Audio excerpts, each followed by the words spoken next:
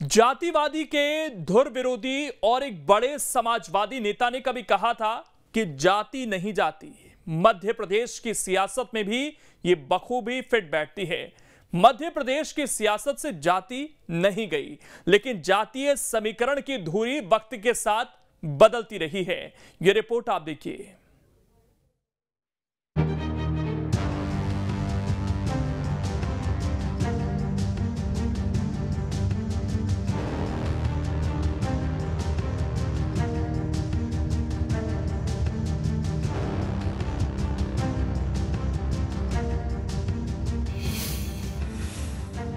मध्य प्रदेश कैसे बदले सियासी समीकरण।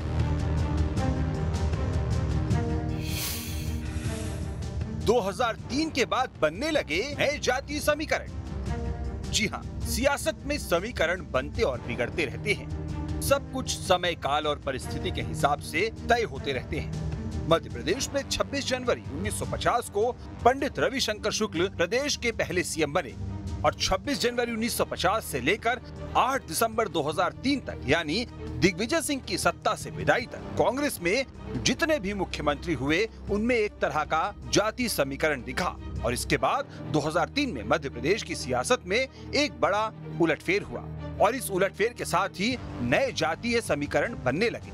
दरअसल एमपी में कांग्रेस करीब 43 सालों तक सत्ता में रही। इन 43 सालों में 20 साल ब्राह्मण मुख्यमंत्री रहे, 18 साल ठाकुर और 3 साल वैश्य मुख्यमंत्री रहे।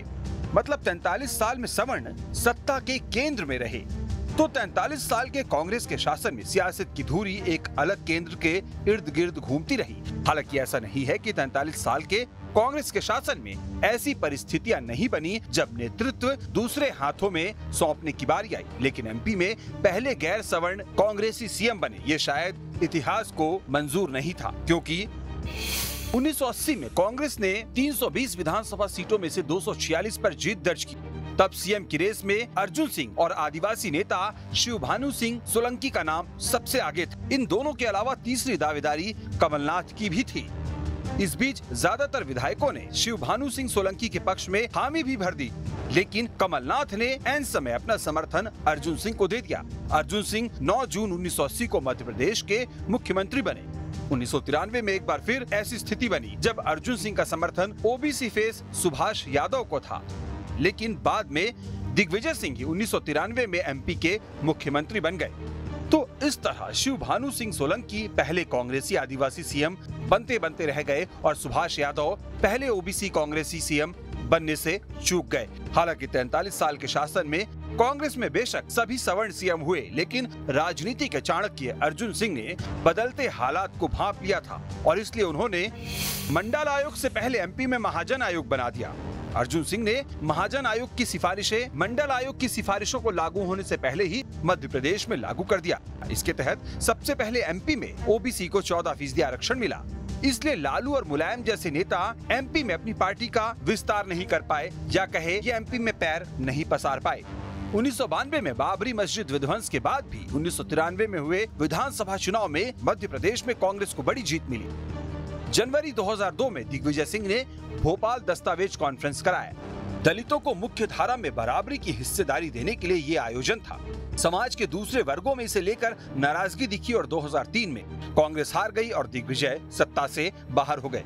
दोनों हाथों में लड्डू के फेर में कई बार दोनों ही हाथ खाली रह जाते हैं। ऐसा ही हुआ मध्य प्रदेश में 2003 के विधानसभा चुनाव में, जब 10 साल की दिग्विजय सरकार को सत्ता से बाहर होना पड़ा। 2003 के बाद मध्य प्रदेश की सियासत की धुरी बदली और इसका केंद्र कहीं न कहीं सवर्ण से ओबीसी की ओर शिफ्ट हो गया। 8 दिसंबर को OBC face Uma Bharti MP की सीएम बनी। 23 अगस्त 2004 को सीएम बने बाबूलाल गौर भी ओबीसी थे। 29 नवंबर 2005 को सीएम बने शिवराज भी ओबीसी वर्ग से हैं।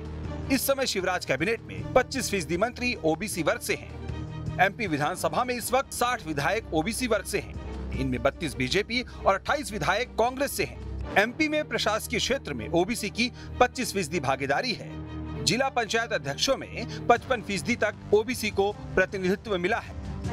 1990 तक जब मंडल कमीशन वीपी सिंह ने लाए, तब तक इलेक्टोरल पॉलिटिक्स में ओबीसी की कोई चर्चा होती नहीं थी। केवल SC ST की बात होती थी, क्योंकि उनके लिए संवैधानिक रूप से सीटें रिजर्व थी, तो उसकी बात होती थी। लेकिन लीडरशिप का जहाँ तक सवाल है, चाहे वो विपक्ष की लीडरशिप हो चाहे सत्ता की लीडरशिप हो, उसमें OBC SC ST को न तो बीजेपी ने प्रमोट किया न कांग्रेस ने प्रमोट किया। कभी कुछ मौका दिया भी कांग्रेस ने, जैसे सुभाष यादव या जमुना देवी या शुभानु सोलंकी उप मुख्यमंत्री बनाए गए, बट टोकनिज्म था, वो कोई शेयरिंग पावर का नहीं था। वो OBC का जो लीडरशिप बीजेपी में उभरी, वो दरअसल एक संयोग है। आज की तारीख में मध्य प्रदेश में OBC सियासी तौर पर एक बड़ा तबका है। यही वजह है कि कांग्रेस हो या बीजेपी, इन दिनों सभी दलों में खुद को सबसे बड़ा OBC हितैषी बताने की होड़ मची है। इस तरह का जो आकलन करना किसकी 20% थी, किसकी 10% थी, ये कोई बहुत उचित नहीं है। जो लोग जीत कर आते हैं, ये तो वोटर फैसला करता है वो किसको जिता के भेज देता है। सभी समाजों के लोग चुनाव लड़ते हैं, जो जीत के आ जाता है उन्हीं के बीच में से चयन होता है।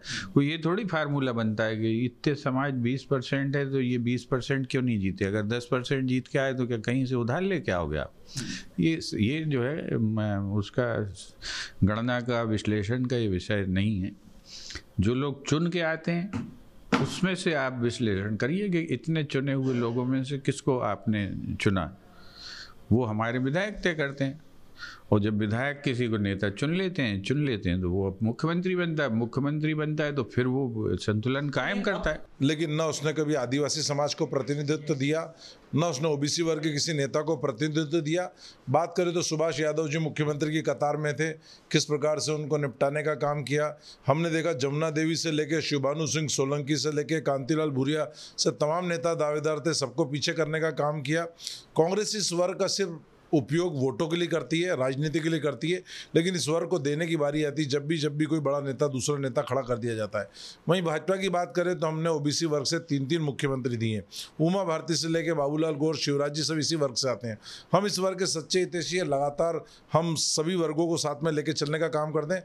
लेकिन कांग्रेस इस वर्ग के साथ सदैव धोखा करती है, इस वर्ग का उपयोग करती है, वोट बैंक के रूप में इस्तेमाल करती है। 2003 से 2023 आते आते मध्य प्रदेश की सियासत एक और शिफ्ट देखने को मिला। मसलन अब OBC के साथ साथ आदिवासी वर्ग को लेकर कांग्रेस बीजेपी ज्यादा सक्रिय दिख रही है। योजनाओं से लेकर घोषणाओं तक हर जगह आदिवासी वर्ग को लुभाने की कवायद साफ दिख रही है। मतलब MP में 43 साल सवर्ण, फिर 20 साल OBC और अब आदिवासी। कुछ ऐसी रही है मध्य प्रदेश की सियासत में जाति समीकरणों की धुरी। मध्य प्रदेश में कांग्रेस 42 साल तक सत्ता में रही, जिसमें 20 साल तक ब्राह्मण, 18 साल तक ठाकुर और 3 साल तक बनिया मुख्यमंत्री रहे। यानी 42 साल में कांग्रेस में सबसे ज्यादा वर्चस्व में ब्राह्मण समाज रहा।